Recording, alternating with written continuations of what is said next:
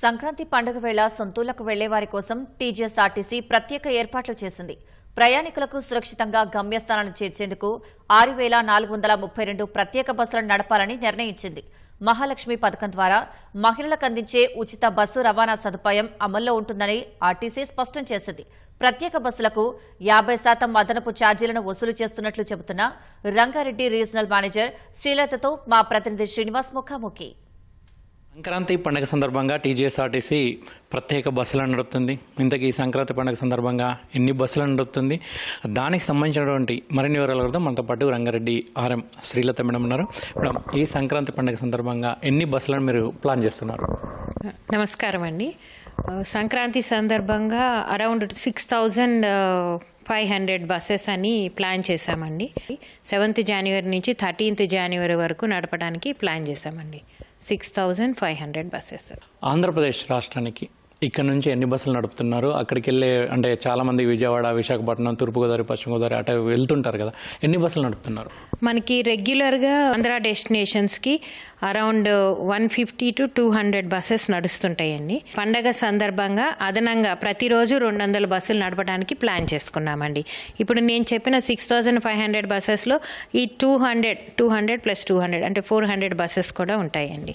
మిగిలిన అన్ని అంటే ఈ 400 to 500 buses Andhra and Rayalaseema డెస్టినేషన్స్కి ప్లాన్ చేసుకున్నాము.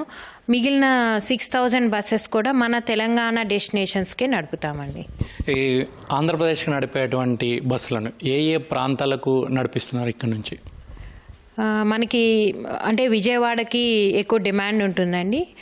విశాఖపట్నం, రాజమండ్రి, కాకినాడ, అమలాపురం ఈ place and then Kandukur, Ongole ఈ సెక్టర్కి బాగా డిమాండ్ ఉందండి. మేము అన్ని ఆన్లైన్ రిజర్వేషన్స్ వాటి అన్నిటికీ. సో బస్సుల్లో సీట్స్ అయిపోతున్న కొద్దీ బస్సెస్ యాడ్ చేస్తూ వెళ్తున్నామండి. సో డిమాండ్ని బట్టి ఇంకా పెంచుతాము టువర్డ్స్ ఆంధ్ర కానీ రాయలసీమ డెస్టినేషన్స్. అవసరం మేరకి బస్సులు పెంచి ఆపరేట్ చేస్తామండి. ఓకే, ఈ సంక్రాంతి పండుగ సందర్భంగా నడిపేటువంటి బస్సుల్లో ముందస్తు రిజర్వేషన్ ఎన్ని బస్సులకు రిజర్వేషన్ సౌకర్యం కల్పించారు? 10th తీసుకుంటే మనము ఒక 125 బస్సెస్ ఎక్స్ట్రా బస్సెస్ అని అంటే స్పెషల్ బస్సెస్ అని ఓపెన్ చేయటం జరిగింది. మనకి సూపర్ లగ్జరీ ఏసీ బస్సులు అవసరం పడతాయి దూర ప్రాంతాలకు వెళ్ళటానికి.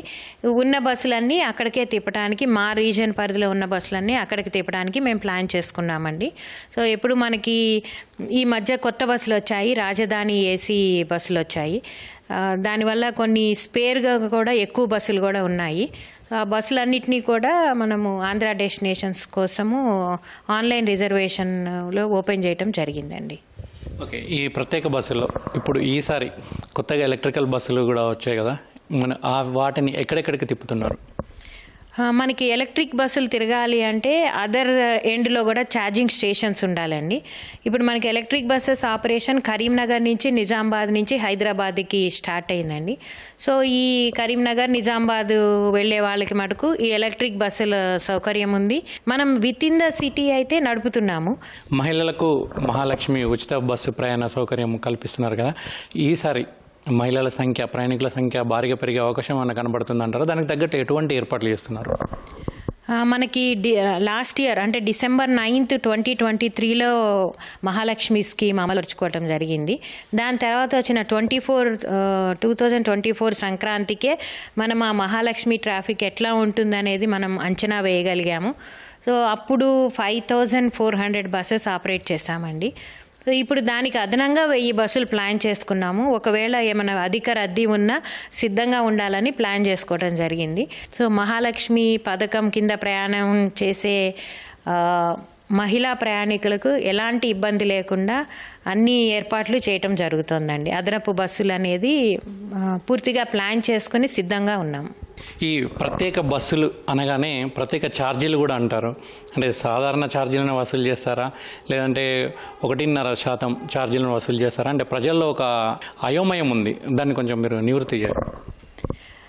మీరు ఆల్రెడీ చూసే ఉంటారు. ఇప్పుడు మనం రెగ్యులర్గా తిరిగే బస్సులు ఉన్నాయండి, వాటికి నార్మల్గా ఈ రోజు ఏమి ఛార్జ్ ఉందో అదే ఉంటుంది. వేరే అదనంగా నడపాలంటే మేము స్పేర్ బస్సెస్ అన్నీ తీసుకొస్తాము, సిటీ నుంచి అక్కడికి వెళ్తాయి.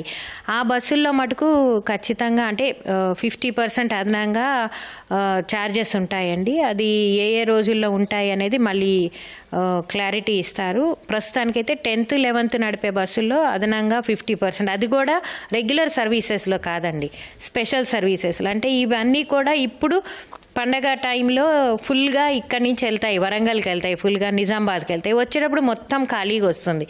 సో అదే రెగ్యులర్ సర్వీసెస్కి నార్మల్ ఫేరే ఉంటుంది. ఇలా అదనంగా నడిపే బస్సుల్లో మటుకే 50% ఉంటుంది. కానీ ఏదేమైనా ప్రైవేట్ వాళ్ళతో పోలిస్తే మేము ఛార్జ్ చేసేది చాలా తక్కువ అండి. నగరంలోని ఏ ఏ ప్రాంతాల నుంచి నడిపిస్తున్నారు?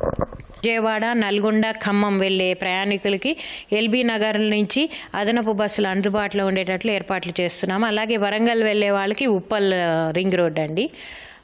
ఇటు కరీంనగర్, నిజామాబాద్ సెక్టర్ అంటే జూబ్లీ బస్ స్టేషన్, మా బస్ స్టేషన్ నుంచే నడుస్తాయి.